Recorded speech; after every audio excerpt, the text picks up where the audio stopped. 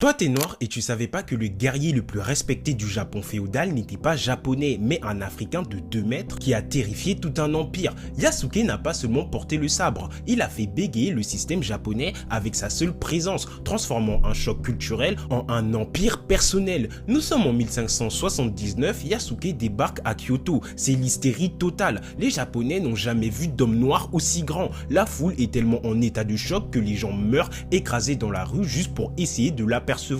Le grand seigneur Oda Nobunaga, l'homme qui veut unifier le Japon, entend parler de ce géant et le fait convoquer immédiatement. Nobunaga ne croit pas ce qu'il voit, il est persuadé que Yasuke est recouvert d'encre de Chine, il ordonne donc à ses serviteurs de déshabiller Yasuke et de le frotter avec des brosses très vigoureusement pour enlever la peinture. Mais plus il frotte, plus la peau brille. Nobunaga comprend enfin, ce n'est pas de l'encre, c'est de la puissance pure. Au lieu de le renvoyer, Nobunaga est fasciné. Yasuke parle déjà japonais et il a la force de 10 hommes. En quelques mois, le curiosité devient samouraï. Nobunaga lui donne un nom, une maison, un salaire et l'honneur suprême de porter ses sabres. Yasuke devient l'ombre du shogun. Il dîne à la table du maître du Japon, un privilège refusé à la plupart des seigneurs locaux. Lors du coup d'état sanglant du temple de Honnoji, Yasuke ne fuit pas. Il combat jusqu'au bout pour protéger l'héritier de son maître. Il a prouvé que l'excellence ne se définit pas par la naissance, mais par la stratégie et la loyauté. Yasuke est passé de l'humiliation d'une brosse à l'immortalité d'un katana.